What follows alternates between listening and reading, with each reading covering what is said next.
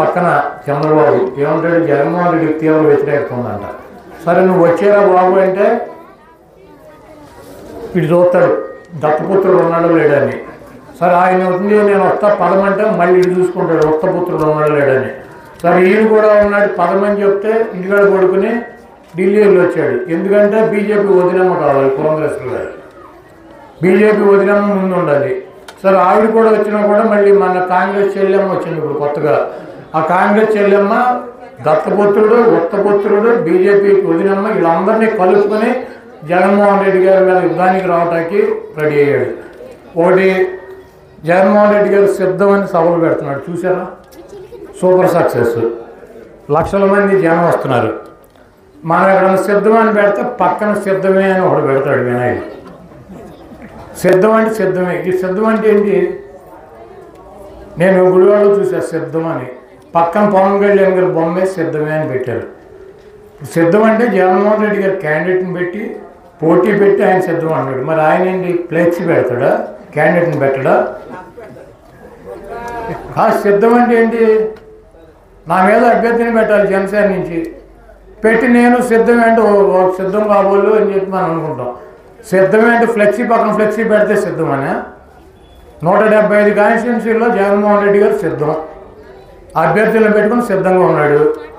మీరు 175 కాన్స్టిట్యున్సీలో ఈ రాష్ట్రంలో బీజేపీ కానీ 40 ఏళ్ళ ఇండస్ట్రీ ఉన్న చంద్రబాబు కానీ కోట్ల మంది అభిమానులు ఉన్నటువంటి పవన్ కళ్యాణ్ గారు కానీ కాంగ్రెస్ పార్టీ కానీ కమ్యూనిస్ట్ పార్టీలు కానీ ఏ పార్టీ అయినా 175 మంది అభ్యర్థులు పెట్టి సిద్ధంగా ఉన్నారా?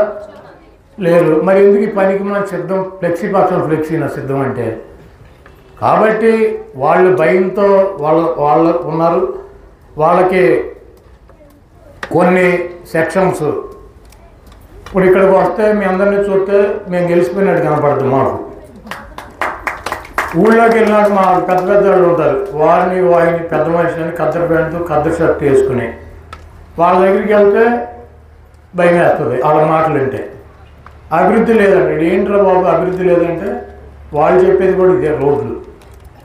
జగన్మోహన్ రెడ్డి గారు కనుక కష్టమో నష్టమో ఒక 20,000 కోట్ల రూపాయలతో ఏదో ఒక 2 స్కీములు ఆపి రోడ్లు వేసేసి ఉంటే అసలు జగన్మోహన్ రెడ్డి గారిని ఏలెత్తి చూపించగలిగినటువంటి మగాడి రాష్ట్రంలో ఎవరు ఉండేవాడు కాదు. కాబట్టి ఎన్నికల మేనిఫెస్టోలో పెడతాం, రాబోయే 6 నెలల్లో మొట్టమొదటి ప్రయారిటీగా ఈ రోడ్ల వ్యవస్థ అనేది తీర్చిదిద్దుతాం. మనకి రోడ్ల వ్యవస్థ కూడా మొత్తం రాష్ట్రం అంతా లేదు. ఈ కృష్ణా జిల్లా, గుంటూరు జిల్లా, east Godavari, west Godavari delta ఏరియాలో ఉంది, అప్లాండ్లో కూడా లేదు. ఎందుకంటే ఇది మాగాణి నేల, నల్లమట్టి నేల, మెతక నేల, ఊరికినే బురద గుంటల్లో అయిపోయి. నూజివీడు వెళ్ళామనుకో, అవును తెలుసు, నూజివీడు వెళ్ళామనుకోమ్మా, నూజివీడులో ఈ బురద ఏముండవు. ఎందుకంటే అది రబ్బిష్ నేల, రబ్బిష్ ఉంటుంది. కాబట్టి అక్కడ అసలు ఈ మట్టి వర్షాకాలమైనా శీతాకాలమైనా వేసవకాలమైనా ఒకే రకంగా ఉండేటువంటి పరిస్థితి.